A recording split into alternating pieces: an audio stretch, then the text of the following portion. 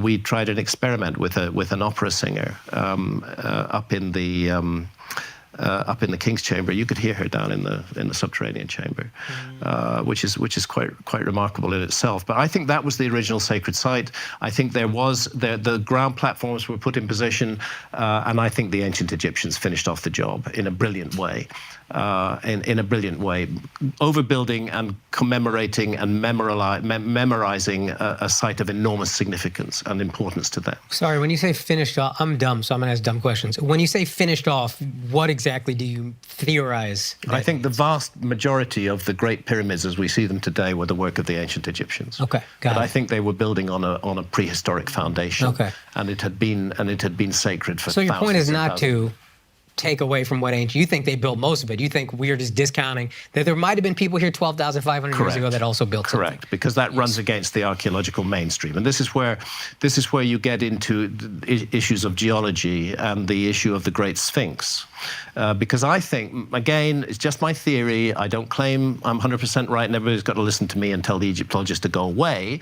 Just my view is that on the Giza Plateau were the three massive ground platforms of the three Great Pyramids, the subterranean chamber beneath what is now the Great Pyramid, the megalithic temples, the so-called Valley Temple and the Sphinx Temple right beside the Sphinx, and the so-called mortuary temples. These are all megalithic that stand beside the Great Pyramids. Those are the three little ones that are next to them? No, those are the so-called satellite pyramids. Okay. But there are megalithic temples. When I say megalithic, you're looking at structures where the largest single block weighs 200 tons.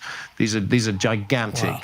Gigantic blocks of stone, but of particular interest, right in front of the Great Sphinx is an almost completely ruined one, and then just to the south of the Great Sphinx is a rather intact one called the Valley Temple. And this temple again bears evidence of being built in two stages, because when you look at it, you see that its core is made of limestone, enormous limestone blocks in the range of 50 to 100 tons each, maybe more. You can bring this up, Mark? In the one on the left, you can see the limestone blocks up at the top. That's the original structure. And I and my colleagues, and particularly Professor Robert Schoch from Boston University, who is a geologist, are of the view that the ancient Egyptians renovated a far more ancient limestone temple. So you can see the weathering on the limestone temple, and then you can see the granite blocks that were added by the ancient Egyptians. And the puzzle of those blocks is that they are carefully cut to fit around the weathering in the limestone core blocks. So they were respecting those limestone core blocks. They weren't demolishing them. It would be easy just to cut them flat, if you're going to do this, but no, they didn't. They carefully cut each granite block so it would fit around the weathering patterns. We'd only do that if you thought that a place was sacred enough. You felt it was special, and you were trying to preserve it. Likewise, the Sphinx. Again, I need to pay tribute to others. I need to pay tribute to John Anthony West, who was an independent Egyptologist, brilliant man, dear friend of mine. Rest in peace, right? Yes, passed away in 2018. He used to call academics quackademics. He was a master of vitriol, and he was the first to draw attention to the possibility that the Great Sphinx may also be a multi-phase monument, not just a monument built in the 4th dynasty, 2500 BC or whatever. He pointed out that there seemed to be very strange erosion patterns. They're harder to see on the fissures. body. There might be on the walls. But on the surrounding trench, they're much easier to see.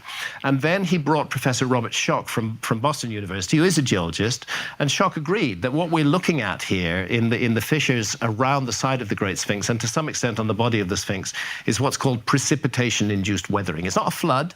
It's weathering that's caused by exposure to a very long period of heavy rainfall. Right. And then you have to get into paleoclimatology. When did it rain on the Giza Plateau enough to cause this level of exposure and weathering? You can see the outer trench. The Great Sphinx is cut out of solid bedrock. They created a trench around its body, and the core body was left in place. I and my colleagues think that core body goes back 12,000 plus years. It was originally in the form entirely of a lion with a massive leonine head.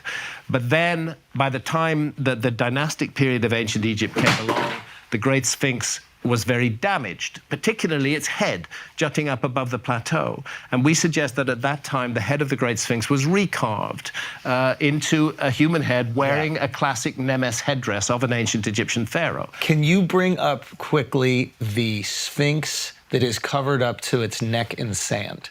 So this is what the ancient Egyptians probably were looking at. Yeah, right? they were looking at a monument cover, yeah, like that. I mean, this is there's many times during its history when that's all there was. You know, that was the bit that got damaged. And we think back 4,500 years ago, 2,500 BC, it was like that then too. But it was a lion head, and it was very damaged.